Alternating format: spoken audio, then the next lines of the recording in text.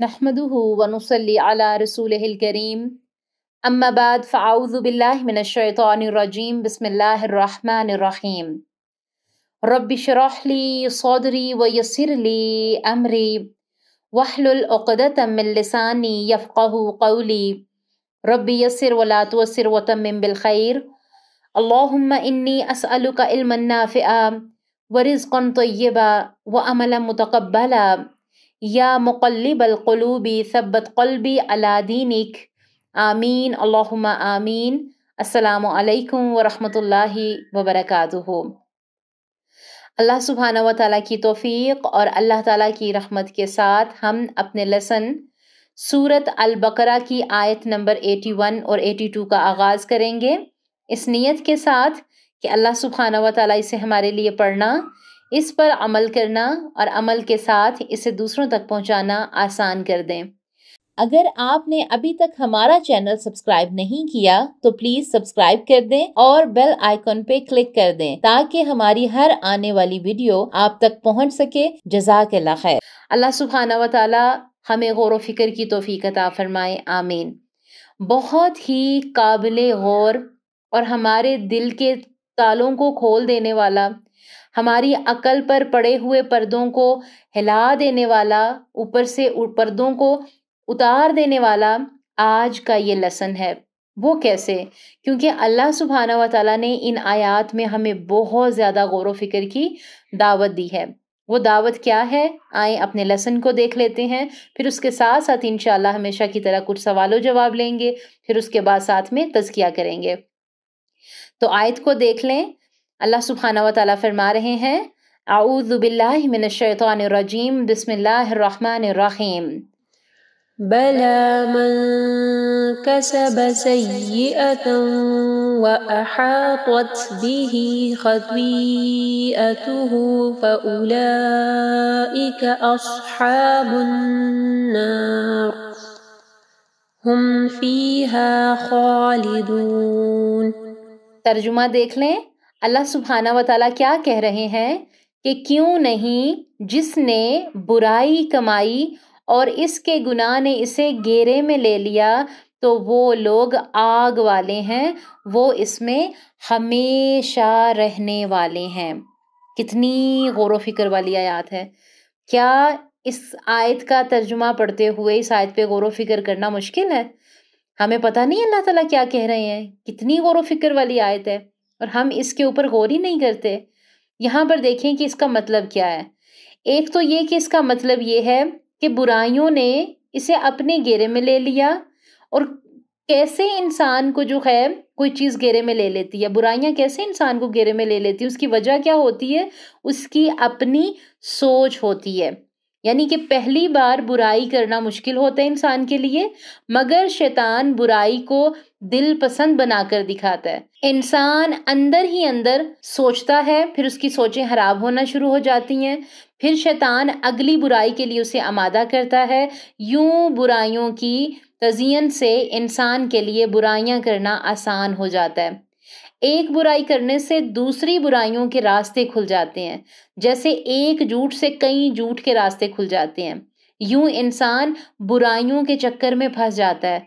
इंसान जब बुरे काम करता है तो इसकी दोस्ती भी बुरे लोगों से हो जाती है, बुरे लोग इसके हमसफर बन जाते हैं। फिर अगर इंसान बुराइयों से निकलना भी चाहे तो वो दोस्त इसे वहां से निकलने नहीं देते। यूं इंसान खताकारी के चक्कर में फंसता ही चला जाता है और इसकी बुराइयां इसे घेरे में ले लेती हैं। यानी जिसके गुनाहों ने इसे घेर लिया और ये गुनाह शिर्क बन जाते हैं। इसलिए कि जो मोमिन होता है, मोमिन कोई भी अगर उससे गुनाह होता है तो उससे बर्दाश्त नहीं होता, वो तड़पता है, उसके अंदर एक तड़प लग जाती है, वो फौरन अल्लाह की तरफ रुजू करने लग जाता है। लेकिन जब इंसान मुकम्मल तरीके से गिरने लग जाता है बुराइयों में तो क्या होता है, उसकी तरफ फिर खैर के रास्ते पर आना मुश्किल होने लगता है। कुरान मजीद बुराइयों को इंसान की कमाई कहता है। बहुत गहरी बात है ये, गौर करने वाली बात है ये।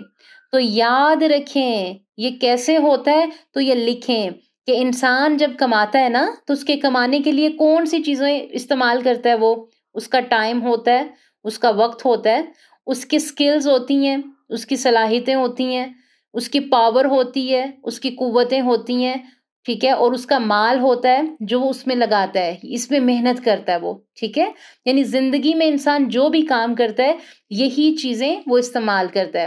اور جب انسان کوئی گناہ کرتا ہے، ہمارا دین کیا کہتا ہے؟ قرآن میں برائیوں کو انسان کی کمائی کیوں کہا گیا؟ کیونکہ انسان جب گناہ بھی کرتا ہے نا تو وہ اپنی زندگی کا قیمتی وقت اس میں ضائع کرتا ہے، اپنی بہترین سکلز جو کہ دین کے راہ پہ لگانی تھی وہ برائیوں میں لگا دیتا ہے، اپنی تمام تر قوت اپنی تمام تر پاور جو اس نے دین کے لیے اللہ تعالیٰ نے اسے دی تھی وہ اسے برائیوں میں لگا دیتا ہے۔ پھر وہ اپنا مال جو اللہ تعالیٰ نے بڑی محنتوں سے اس کی محنتوں کے بدلے اسے اتنا مال عطا کیا وہ اپنا مال بھی برائیوں میں لگا دیتا ہے، پھر اس سے برے کام کرتا ہے، تو یہ برائیاں ہی اس کی کمائی بن جاتی ہیں۔ اس لیے قرآن مجید برائیوں کو کیا کہتا ہے کہ انسان کی کمائی ہے، یہ کماتا ہے۔ اب آ جاتے ہیں کہ انسان خطاؤں کے اس چنگل سے یا انسان خطاؤں کے اس چکر سے باہر کیسے نکلے گا؟ انسان خطاؤں کے اس چکر سے تب نکل سکتا ہے جب وہ برائی سے کراہت محسوس کرے گا، جب وہ برائی کے نقصان کو شعوری طور پر محسوس کرنے لگ جائے گا، اور یہ تب محسوس کرے گا جب وہ ہر موقع پر سوچے گا، اور یہ تبھی ممکن ہے کہ انسان زندگی کے مقصد کو سمجھے، اپنے آنے اور دنیا سے جانے کی حقیقت کو سمجھے، اسے پتا ہو کہ اللہ تعالیٰ کی کتاب اور ہمارے پیارے نبی صلی اللہ علیہ وآلہ وسلم کی تعلیمات کے مطابق ہی میں نے اپنی زندگی بسر کرنی ہے۔ اللہ تعالیٰ سے اپنے گناہوں کی معافی مانگے اور کیا کرے؟ توبہ کرے، آئندہ کبھی نہ کرنے کا عہد کرے۔ یہ سب کچھ تبھی ممکن ہوگا جب صحبت بدلے گی، جب وہ ٹائم لگائے گا، جب وہ غور و فکر کرے گا۔ اللہ اکبر۔ اب ایک سوال آتا ہے کہ کیا خطائیں ہلاکت کا سبب بن جاتی ہیں؟ تو ایک حدیث کا خلاصہ ہے کہ نبی صلی اللہ علیہ وآلہ وسلم نے فرمایا لوگ ہلاک نہیں ہوں گے یہاں تک کہ ان کے گناہ بہت زیادہ ہو جائیں۔ ابو داؤد 4347۔ اللہ تعالیٰ سے دعا کریں گے کہ اللہ تعالیٰ ہمیں خطاؤں سے بچا لیں، ہماری مغفرت فرما لیں۔ پھر اللہ تعالیٰ کی کیا کہہ رہے ہیں؟ فَأُولَٰئِكَ أَصْحَابُ النَّارِ، تو وہ لوگ آگ والے ہیں، وہ اس میں ہمیشہ رہنے والے ہیں۔ دل کی گہرائیوں سے دعا کریں کہ اللہ ہمیں آگ والا نہ کرنا، ہمیں جہنم میں نہ پھینکنا۔ یا اللہ ہم گناہ گار ہیں، ہم خطا کار ہیں، تیرے بندے ہیں، ہم اصلاح کی کوششیں کر رہے ہیں نا، تو اللہ جی ہمارے لیے یہ راستے آسان کر دیجئے، کیونکہ شرک ایسا گناہ ہے جو ہمیشہ کے لیے جہنم میں رہنے کا سبب بنے گا۔ اللہ تعالیٰ ہمیں اس سے بچا لے۔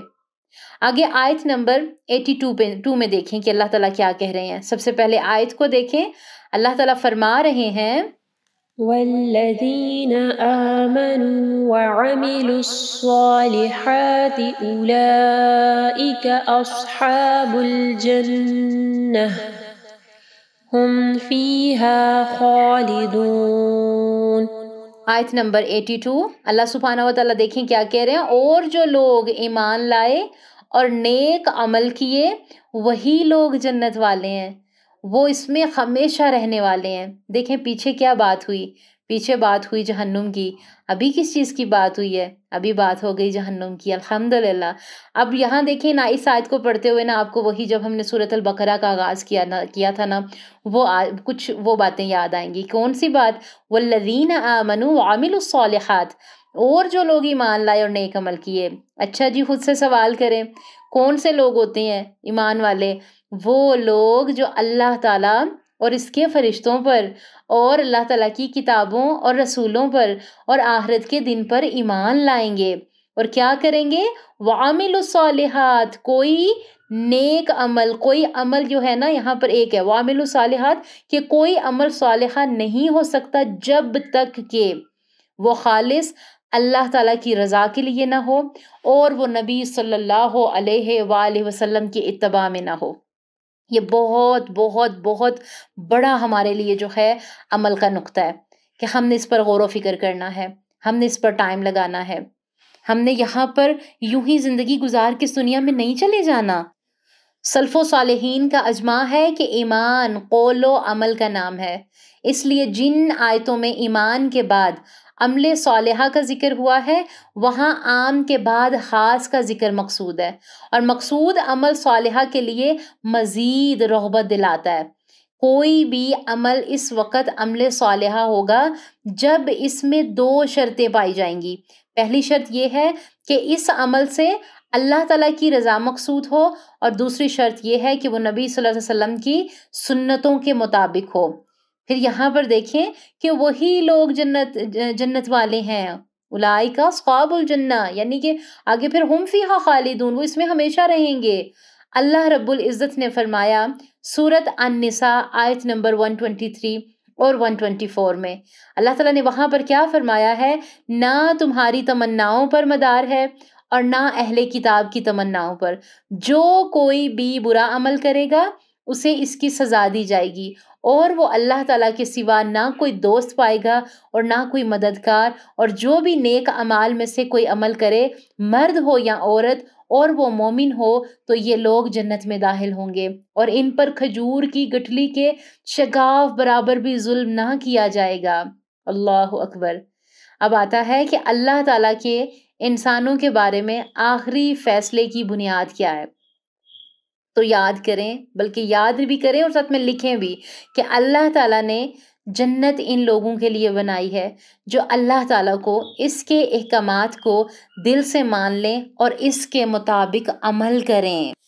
ان دونوں آیات میں، آیت نمبر 81 میں اور آیت نمبر 82 میں اگر ہم غور کریں تو ہمارے لیے عمل کی کیا باتیں ہیں؟ سب سے پہلی بات ہمارے لیے یہ سبق ہے ان آیات میں کہ اپنی کوئی غلطی یا برائی ہم یاد کریں اور فیصلہ کریں کہ اس کو ہم نے چھوڑنا ہے۔ وہ غلطی ہماری غیبت بھی ہو سکتی ہے، جھوٹ یا کچھ بھی، کیوں اس سوچ کے ساتھ کہ کہیں ہماری پکڑ نہ ہو جائے۔ اگر کچھ غلطی سے ہو بھی جائے تو ہمارا عمل کیا ہونا چاہیے؟ فوراً توبہ کرنی ہے۔ اس کو ہم نے عادت نہیں بنانا، اپنے دل کو کھولنا ہے اور اپنے کانوں کو کھولنا ہے۔ ہم نے ان پر گرہیں لگا کے انہیں بند کر کے نہیں رکھنا، انہیں دنیا داری ہی کے لیے ہی نہیں وقف کر دینا۔ کیوں؟ کیونکہ ہم دین سے جڑیں گے تو ہم فتنوں سے بچیں گے۔ ہماری روحانی جو غذا ہے اس کے ساتھ ہم نے اپنی روحوں کو جوڑنا ہے، تبھی زندگی میں سکون آئیں گے، تبھی ہماری زندگیاں بدلیں گی، کیونکہ یہ دنیا عمل کی جگہ ہے۔ غلطی ہو جائے تو معافی مانگ لیں، عبرت پکڑ لیں، شرمندہ ہوں اور فوراً توبہ کریں۔